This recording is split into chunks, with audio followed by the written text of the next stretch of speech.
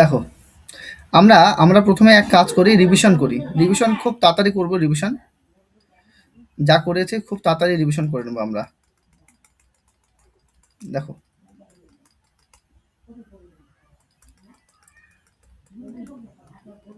2-3 মিনিটের মধ্যে। ECI net, এটা কে বলো তো? Election commission of India. Madhumala tiger reserve, Tamil Nadu, তাই না? তারপর হচ্ছে ওই যে ইন্দোনেশিয়া কি করেছে, ব্যান করে দিয়েছে 16 বছরের নিচে শিশুদের সোশ্যাল মিডিয়া ব্যবহার। আরবিআই এর প্রতিষ্ঠা দেওয়ার 1 এপ্রিল। তারপর হচ্ছে হামের প্রকোপ থেকে রক্ষা পাওয়ার জন্য টিকাদান, বাংলাদেশ। তারপর হচ্ছে এটা হচ্ছে সুনীল নারিন, তিনি 190টি ম্যাচ খেলে কি করেছেন, সবচেয়ে বেশি ম্যাচ খেলা বিদেশি হিসাবে স্বীকৃতি পেয়েছেন।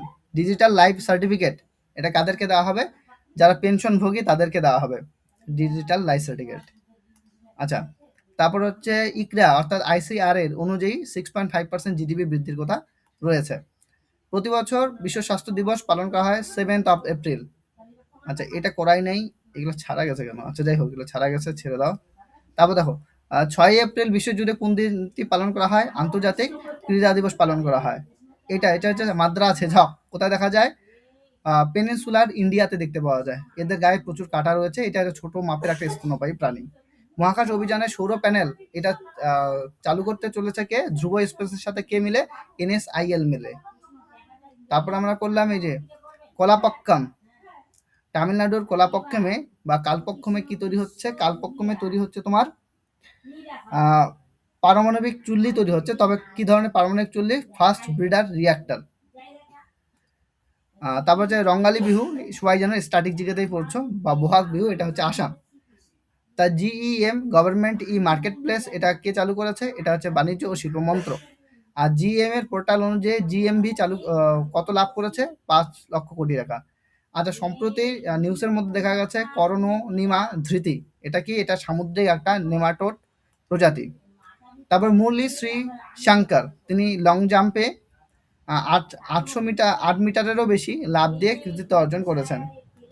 আচ্ছা, ভারতের প্রথম ডিজিটাল আদমশুমারি এর প্রচারক কাকে নেওয়া হয়েছে ব্র্যান্ড অ্যাম্বাসেডর হিসাবে? নেওয়া হয়েছে সুদর্শন পট্টনায়ক। তিনি কি? তিনি একজন স্যান্ড আর্টিস্ট। তারপর এটিএল সারথী উদ্যোগটি কোন রাজ্য পর্যায়ে উদ্ভাবনী শক্তি বাড়াতে শুরু করেছে? তেলেঙ্গানা। তারপর মাইক্রোসফট ওই যে স্কিল সেন্টার কোথায় স্থাপন করেছে? Microsoft skill centre, AI skill centre তৈরি করেছে চণ্ডীগড় বিশ্ববিদ্যালয়ে। ভারতের জাতীয় সামুদ্রিক দিবস কবে পালন করা হয়? 5th of April. তারপর প্রজেক্ট চেতক, এটা এটা হচ্ছে কি বলতো, সড়কপথ তৈরি। কোথায়? পাকিস্তান আর ভারতের জাংশনের মধ্যে সড়কপথ তৈরি। তো এই চেতক হচ্ছে মহারানা প্রতাপের ঘোড়ার নাম চেতক। তো এটা হচ্ছে বিকানের। আর সমুদ্রের উপকূলে টার্বল আর কিছুই না, তেলের 18 স্তর সমুদ্রের উপরে। তো এটা কোন মন্ত্রক প্রকাশ করেছে? এটা প্রকাশ করেছে পরিবেশ, বন আর জলবায়ু নিয়ন্ত্রণ মন্ত্রক। ভারতের প্রাকৃতিক গ্যাস ডেরিভেটিভস চালু করার জন্য এনএসই কোন প্রতিষ্ঠানের সাথে হাত মিলিয়েছে? আইজিএক্স এই প্রতিষ্ঠানের সাথে হাত মিলিয়েছে। আজকে আমাদের শুরু হবে কারেন্ট অ্যাফেয়ার্স এখান থেকে। দেখো, কালাই টু জলবিদ্যুৎ প্রকল্প কোন নদীর উপর গড়ে তোলার অনুমোদন দেওয়া হয়েছে? এটা কিন্তু জলবিদ্যুৎ প্রকল্পটা এখনো তৈরি হয় নাই, এটা কিন্তু অনুমোদন জাস্ট দিয়েছে, গভর্নমেন্ট অফ ইন্ডিয়া দিয়েছে অনুমোদন। তবে সেটা কার উপরে তৈরি হচ্ছে? এটা কোথায় তৈরি হচ্ছে? অ্যাকচুয়ালি অরুণাচল প্রদেশের আনজাও জেলায় তৈরি হচ্ছে 1200 মেগাওয়াট এর ক্ষমতার এই প্রকল্পটা তৈরি হচ্ছে। 1200 মেগাওয়াট মানে বুঝতেই পারছো, মানে 1200 মেগাওয়াট মানে কিন্তু অনেক। মোটামুটি ধরে নিতে পারো 1 মেগাওয়াটে 100টা বাড়িতে লাইট পৌঁছাবে, আলো পৌঁছাবে। তাহলে 1200 মেগাওয়াট ওই অনুযায়ী যদি ক্যালকুলেশন করো, তাহলে 12 লক্ষ বাড়িতে প্রায় বিদ্যুৎ পৌঁছাবে। মানে অনেক বড় একটা প্রজেক্ট তৈরি হচ্ছে। এটা কালাই জলবিদ্যুৎ প্রকল্প। এটা কোন নদীর উপর তৈরি হচ্ছে? এটা তৈরি হচ্ছে লোহিতের উপর তৈরি হচ্ছে, লোহিত নদীর উপর তৈরি হচ্ছে। তো তার জন্য এটার উত্তর কি হয়ে যাবে? এটার উত্তর হয়ে যাবে কিন্তু লোহিত। এটা মনে রাখবো, লোহিত নদীর উপর হচ্ছে। অপশন নাম্বার সি হচ্ছে এখানকার সঠিক উত্তর। আচ্ছা, 2026 সালে কোন রাজ্যের হাইকোর্ট রায় লেখার ক্ষেত্রে মানে এই রায় মানে কোন রায়ের কথা বলা হয়েছে বলো? মানে কোর্টের রায় দেয় না, তো রায় লেখার ক্ষেত্রে এআই এআই ব্যবহার নিষিদ্ধ করে নীতিমালা প্রকাশ করেছে। কথাটার মানে হচ্ছে ব্যাপারটা এইরকম যে গুজরাট হাইকোর্ট কি করেছে, যে জাজমেন্ট যেটাকে বলে রায়, জাজমেন্ট লেখার ক্ষেত্রে বিচারক নিজের বিচার বুদ্ধি প্রয়োগ না করে এআই দিয়ে কোনো মামলার রায় নিতে পারবেন না। কেন নিতে পারবেন না, তার কিছু কারণও আছে। আর আরেকটা বিষয়, যে বেল সংক্রান্ত অর্থাৎ জামিন সংক্রান্ত যে সিদ্ধান্ত, সেই সিদ্ধান্তগুলোও কিন্তু মানে কোনো অপরাধীকে জামিন দেওয়া হবে কিনা, সেই মানে এইটা একটা তো সেন্সিটিভ কেস কি না, এই ধরনের মানে সংবেদনশীল কোনো একটা সিদ্ধান্ত সেটা এআই দ্বারা নেওয়া যাবে না। এখন তো সব জায়গায় এআই এর উপরেই কাজ চলছে না। তো কোথায় এআই জাজ কোথায় হয়েছে বলো তো, এটা তোমাদের পড়িয়েছিলাম। এআই জাজ কেউ একজন বলো, যারা কারেন্ট অ্যাফেয়ার্স ডেলি পড়ছো তারা কিন্তু জানো এআই জাজ প্রথম কোথায় নেওয়া হয়েছে বলো। দাদা গুজরাট নাকি? না, দিল্লিতে এআই জাজ আমি পড়িয়েছিলাম কারেন্ট অ্যাফেয়ার্সে তোমাদের। আর যাই হোক, তারপর হচ্ছে সাক্ষী বা প্রমাণের সত্যতা যাচাই করার জন্য করার কাজে মানুষ মানে এআই এর উপর নির্ভর করতে পারবে না। আচ্ছা, তবে কোন কোন ক্ষেত্রে ব্যবহারের অনুমতি আছে, যেমন ধরো কোনো লিগ্যাল রিসার্চ মানে আইনি কোনো গবেষণা, যেমন ধরো কোনো পুরনো কোনো মামলার রেফারেন্স বা আইন খুঁজে বের করার জন্য তুমি এআই ব্যবহার করতে পারো। বা প্রশাসনিক কোনো কাজ, যেমন আদালতের নোটিশ তৈরি করা, ফাইল গোছানোর মতো এই ধরনের সাধারণ কিছু কাজ করার জন্য এআই তুমি ব্যবহার করতে পারো। বা ধরো ট্রান্সলেশনের জন্য, যেমন এক ভাষা থেকে অন্য ভাষায় আইন নথি অনুবাদের ক্ষেত্রেও তুমি কি এআই এর হেল্প নিতে পারো। কিন্তু এআই কে তুমি রায় দেওয়ার ক্ষেত্রে নিতে পারো না। কেন? কারণ আদালতের মতে হচ্ছে এআই অনেক সময় ভুল তথ্য দিতে পারে। আচ্ছা, এআই এর এই ভুল তথ্য দেওয়াটাকে কি বলে এটা মনে রাখবা তো, এটা রিসেন্টলি খুব চলতেছে। এআই এর ভুল তথ্য দেওয়াটাকে কি বলা হয়, এটা ইংরেজিতে কিন্তু অ্যাড হয়ে যাবে, বুঝছো? ভ্যালু ইংরেজিতে কিন্তু তোমরা ভোকাবে পাবে এটা, মানে এখনো দেয় নাই পরীক্ষায় ভোকাবে, বাট যেহেতু এটা রিসেন্টলি চলছে এটা কিন্তু তোমাদের ভোকাবুলারিতে ঢুকে যাবে। হ্যালুসিনেশন, হ্যালুসিনেশন মানে এআই এর প্রযুক্তিগত ভাষায় মানে প্রযুক্তিগত ত্রুটি, যেটা মানে এআই এর ত্রুটি লিখে রাখতো, এআই এর ইরর, এআই এর ত্রুটিকে কি বলা হবে, এআই এর ত্রুটিকে বলা হয় হ্যালুসিনেশন। এটা কিন্তু তোমাদের ওয়ান ওয়ার্ড সাবস্টিটিউশন কিংবা তোমাদের ভোকাবে কিন্তু আসতে পারে, এটা কিন্তু ইংরেজি ভোকাবের জন্য লিখে রাখতে পারো হ্যালুসিনেশন, এআই এর ত্রুটি। তো যাই হোক, তাহলে আইনি লড়াইয়ে কি দরকার, অনেক সময় আবেগ দরকার আছে, বিবেক দরকার আছে, মানে মানবিক পরিস্থিতির বিচার করার প্রয়োজন আছে, যেটা কি কেবল একজন মানে মানুষের পক্ষেই করা সম্ভব। তাই ন্যায় বিচারের বিশুদ্ধতা অর্থাৎ ন্যায় বিচারের ট্রান্সপারেন্সি বজায় রাখতেই গুজরাট হাইকোর্ট, কোন হাইকোর্টের কথা বললাম, গুজরাট হাইকোর্ট এই সিদ্ধান্তটা নিয়েছে। তার মানে এআই এর উপর বেস করে কি দেওয়া যাবে না, জাজমেন্ট দেওয়া যাবে না। এআই কে বলে দিল মানে নথিপত্র সমস্ত কিছু অনুযায়ী ডেটা দিয়ে এআই কে বললো এই লোকটার কি শাস্তি দেওয়া উচিত, এই আসামিটার শাস্তি দেওয়া উচিত, ইয়েস অর নো, এআই বলে দিল ইয়েস, ওগুলা চলবে না। এআই বলে দিল নো, তাহলে কিন্তু চলবে না।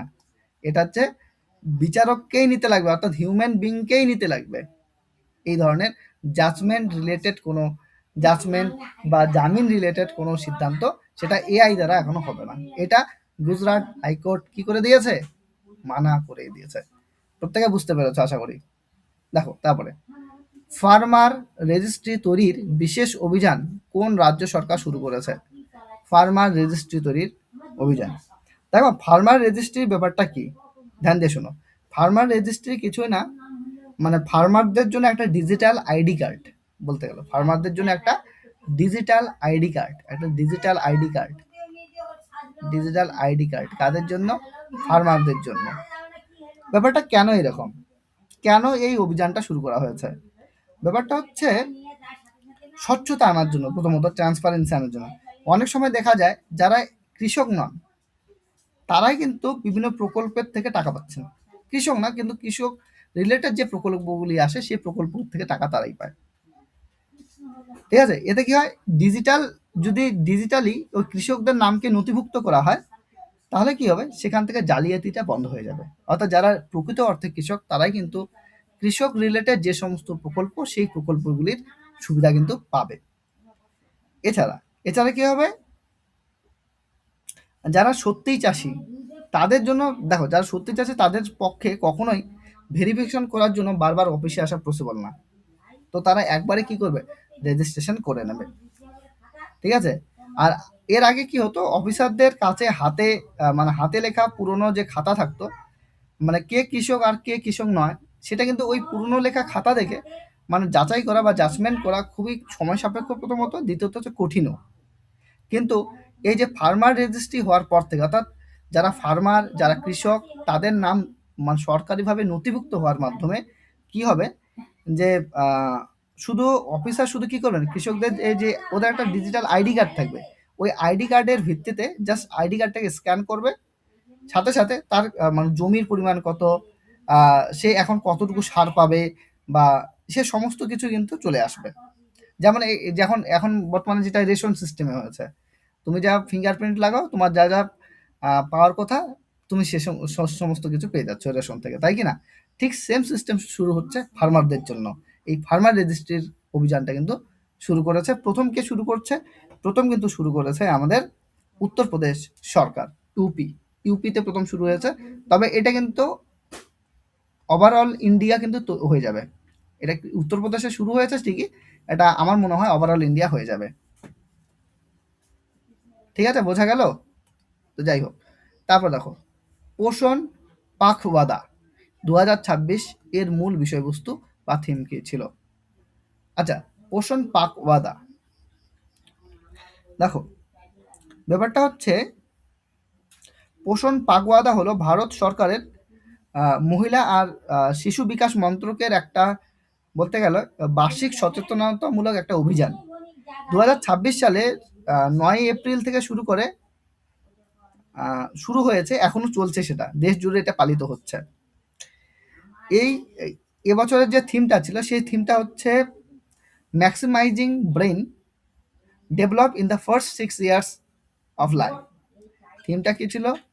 Maximising maximising maximising brain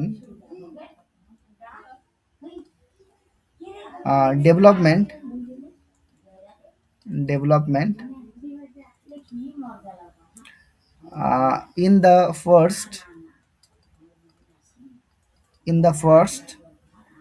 6 years of life, in the first 6 years of life। ব্যাপারটা কি হলো, এই ধরনের থিম কেন? ব্যাপারটা হচ্ছে, এই ধরনের থিম বেছে নেওয়ার পিছনে একটা কারণ আছে। কি কারণ? কারণটা হচ্ছে, সায়েন্টিস্ট বা বিজ্ঞানীদের মতে মানুষের যে মস্তিষ্কের প্রায় 85 থেকে 90% যে ডেভেলপমেন্ট অর্থাৎ বিকাশ, সেটা ঘটে জন্মের পর থেকে প্রথম 6 বছরের মধ্যে। এই সময়ে শিশু যদি সঠিক পুষ্টি এবং স্টিমুলেশন অর্থাৎ উদ্দীপনা না পায়, তবে তার সারা জীবনের যে শেখার যে দক্ষতা, যে বুদ্ধি, সেটা কমে যেতে পারে। তাই 2026 সালের অভিযানে এই ধরনের একটা থিমকে রাখা হয়েছে। ঠিক আছে, মানে অভিযানের মূল লক্ষ্য হচ্ছে গর্ভবতী যে মা এবং ছোট শিশুদের জন্য একটা সুষম খাদ্যের নিশ্চয়তা দেওয়া। শিশুদের শুধু খাবার নয়, বরং খেলাধুলা এবং সৃজনশীল কাজের মাধ্যমে তাদের যে মস্তিষ্কের যে ডেভেলপমেন্ট অর্থাৎ মস্তিষ্কের কোষগুলিকে অ্যাক্টিভ করা, এই ধরনের ব্যাপার রয়েছে। তো যাই হোক, তোমরা বুঝতে পারছো এটা কোন ধরনের প্রজেক্ট। আর এই প্রজেক্টটা কে চালু করেছে? এটা ministry of women and child development চালু করেছে। কে চালু করেছে? এটা অনেক সময় দিতে পারে, পোষণ পাখওয়াদা এইটা কে চালু করেছে, এটা একটা কারেন্ট অ্যাফেয়ার্স হতে পারে, এটা তোমরা লিখে নেবা।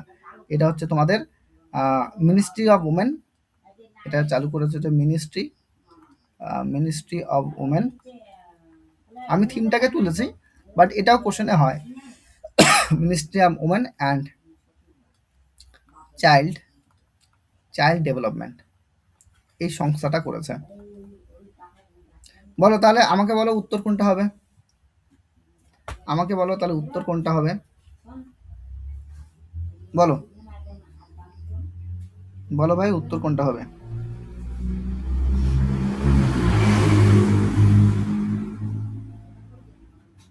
বলো উত্তর কোনটা হবে তাহলে?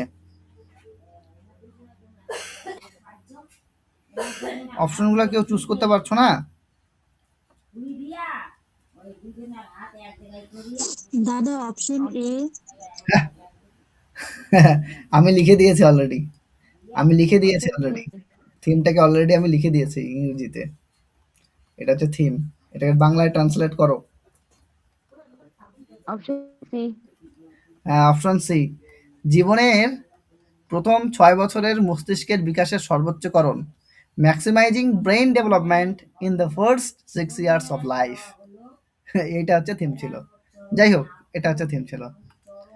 পর দেখো, নাসা এর কোন মিশনটি অ্যাপোলো 13 এর দূরত্বের রেকর্ড ভেঙে দিয়েছে? অ্যাকচুয়ালি অ্যাপোলো 13 এর মাধ্যমে কত মাইল পর্যন্ত যাওয়া সম্ভব হয়েছে? অ্যাপোলো 13 এর মাধ্যমে 2,48,655 মাইল অবধি যাওয়া সম্ভব হয়েছে। এবার এটা কোথায় যাওয়ার কথা বলা হচ্ছে বলো তো? এটা কোথায় যাওয়ার কথা বলা হচ্ছে? এটা হচ্ছে মহাকাশ যানের পৃথিবী থেকে সবচেয়ে দূরে যাওয়ার যে রেকর্ড, সেটার কথা বলা হচ্ছে। মানে ব্যাপারটা কীরকম? এটা হয়েছে 1970 সালে। 1970 সালে পৃথিবী থেকে 2,48,655 মাইল দূরে গিয়েছিল মানে অ্যাপোলো 13। আর এটা কি? এটা হচ্ছে একটা লুনার ফ্লাই বাই বলতে গেলে। মানে মোট কথা হচ্ছে চাঁদে যাওয়ার বিষয়। মোট কথা হচ্ছে চাঁদে যাওয়ার বিষয়। ঠিক আছে? এটা হচ্ছে চাঁদে যাওয়ার বিষয়, তোমরা মনে রাখবে। মানে চাঁদের থেকে ফেরার যে প্রস্তুতি বা চাঁদের হাইয়েস্ট কতদূর পর্যন্ত যাওয়া গেছে সেই বিষয়টা নিয়ে কিন্তু এটা বলা হচ্ছে। কিন্তু এবার এটাকে রেকর্ড ভেঙে দিয়েছে। এবার কে রেকর্ড ভেঙে দিয়েছে? আর্টেমিস 2। আর্টেমিস 2। কেন? আর্টেমিস 2 ওর থেকে বেশি দূরত্ব গেছে। কত? দেখো, 2,00,000। এটা 48,000 ছিল, এটা 52,000। 655 ছিল, এটা 752 মাইল। তার মানে এই রেকর্ডটা হাইয়েস্ট ছিল এতদিন। এই রেকর্ডটা হাইয়েস্ট ছিল অ্যাপোলো 13-এর। এবার এই রেকর্ডটাকে ভেঙে দিল কে? আর্টেমিস 2। এটা কিন্তু এত মাইল অবধি গেল। এই হচ্ছে চাঁদ পৃথিবী থেকে পাঠিয়েছে, তো লাস্ট এত মাইল অবধি যেতে পেরেছে। ব্যাপারটাকে বুঝতে পেরেছো? যাই হোক, এটা আর্টেমিস 2 হয়ে যাবে রাইট আনসার, যে পৃথিবী থেকে এত মাইল দূরত্ব অতিক্রম করে রেকর্ড করেছে আর্টেমিস 2। পরটা দেখো, রণসংবাদ কোন ধরনের উদ্যোগ? রণসংবাদ কোন ধরনের উদ্যোগ? শোনো, এটা হচ্ছে যুদ্ধের সময় তিন বাহিনী বলতে কি কি বাহিনী? এক তো হচ্ছে তোমার নেভি, এক তো হচ্ছে তোমার নেভি, 2 হচ্ছে তোমার আর্মি, 3 হচ্ছে air force. Army, navy and air force, এই 3 বাহিনী একযোগে কাজ করবে এবং দেশের শক্তি বহুগুণ তাতে কি হবে? বেড়ে যাবে। এই যে 3 বাহিনীর একসাথে বসে যে মিটিং, কিভাবে যুদ্ধ মোকাবেলা করা যাবে, আগামী দিনে কোনো যদি যুদ্ধ হয় কি করে আমরা সেটাকে সামলাবো, সে বিষয়ে যে আলোচনা, এই আলোচনাটার নামই দেওয়া হয়েছে, এই মিটিংটার নামই দেওয়া হয়েছে রণসংবাদ। কিছুই না, এই 3 বাহিনীর মধ্যে মিটিং রিসেন্টলি হয়ে গেছে। এই 3 বাহিনীর মধ্যে মিটিং, এই মিটিংটারই নাম দেওয়া হয়েছে রণসংবাদ। তাহলে বলো কোন উত্তরটা ঠিক হবে বলে তোমাদের মনে হয়? কোন উত্তরটা ঠিক হবে বলে তোমাদের মনে হয়? বলো, পড়ো, অপশন পড়ো, পড়ে বলো। রণসংবাদ 3 বাহিনীর মধ্যে, তো সেক্ষেত্রে কোন উত্তরটা ঠিক হবে বলো?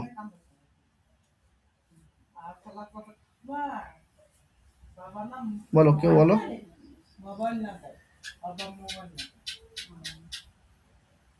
এটা কোন উত্তরটা ঠিক হবে?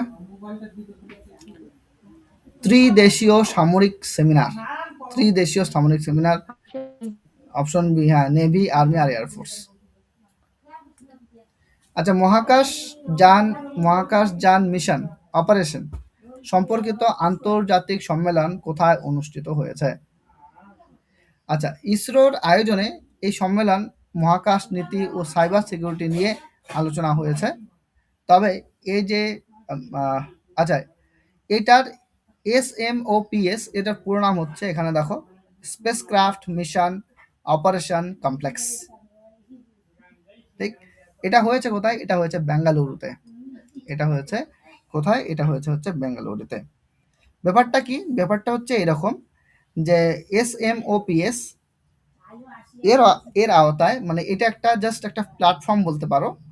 এই এমন একটা প্ল্যাটফর্ম যেখানে সারা বিশ্বের যে মহাকাশ বিজ্ঞানী আছে, সেই মহাকাশ বিজ্ঞানী, ইঞ্জিনিয়ার এবং বিভিন্ন ধরনের যে মহাকাশ সংস্থাগুলি আছে, যেমন নাসা, ইসরো, ইসা, এরা সবাই একত্রিত হবে। এদের মূল লক্ষ্য হচ্ছে কি, এদের মূল উদ্দেশ্য কি একত্রিত হওয়ার? একটি মহাকাশযান যখন পৃথিবী ছেড়ে মহাশূন্যে পাড়ি দেয়, তখন তাকে পৃথিবী থেকে কিভাবে আরো নিখুঁতভাবে নিয়ন্ত্রণ ও পরিচালনা করা যায় তা নিয়ে আলোচনা করা হচ্ছে SMOPS এর মূল উদ্দেশ্য। অর্থাৎ বুঝতে পারলে আমি কি বললাম? যখন একটা মহাকাশযান পৃথিবী থেকে চলে যাবে, তখন ওটাকে কন্ট্রোল পৃথিবী থেকেই তো করা যায় না, করে না? সেই কন্ট্রোলটা কি করে বেটারলি করবে, আরো ভালো মতো করবে, সেটা নিয়েই আলোচনা। সেটাই হচ্ছে তোমার বেঙ্গালুরুতে হয়েছে।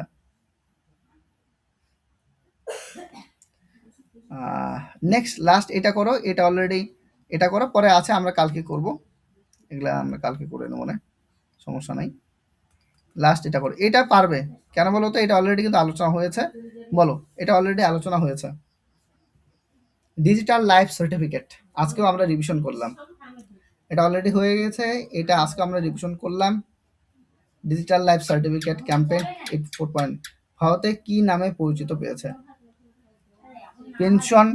পেনশনভোগী কল্যাণ উদ্যোগ নামে হয়েছে। এটি বিশ্বের অন্যতম বৃহৎ ডিজিটাল লাইফ সার্টিফিকেট অভিযান। কাদের দেওয়া হচ্ছে বলতো এটা? আমি কি বলেছিলাম? যারা পেনশনভোগী, যাদের বয়স হয়ে গেছে অথচ ব্যাংকে গিয়ে লাইনে দাঁড়াতে পারে না, তাদের জন্য, যে তারা যে বেঁচে আছে তার জন্য কি জাস্ট ফেস ডিটেকশন করেই ওরা বাড়ি থেকেই মোবাইল বা স্মার্টফোন বা ল্যাপটপ বা কম্পিউটার এর মাধ্যমে ফেস ডিটেকশন করেই তার ডেটাটা পাঠিয়ে দিতে পারে যে তারা বেঁচে আছেন। সেই অনুযায়ী তাদের পেনশনটা তাদের ব্যাংক অ্যাকাউন্টে ঢুকবে। অর্থাৎ তারা যে বেঁচে আছেন সেটাকেই প্রমাণ করা। তার জন্য আর কোনো বড় বড় লাইনে গিয়ে বৃদ্ধ ব্যক্তিদের দাঁড়াতে হবে না। এটাই হচ্ছে তোমার ডিজিটাল লাইফ সার্টিফিকেট। এটা কারা পাবে? এটা পেনশনভোগী কল্যাণ উদ্যোগ করেছে। এটার এটার সুবিধা কারা পাবে? এটার সুবিধা পাবে তারা যারা পেনশন পায়, সেই ব্যক্তিরা এই সুবিধাটা পাবে।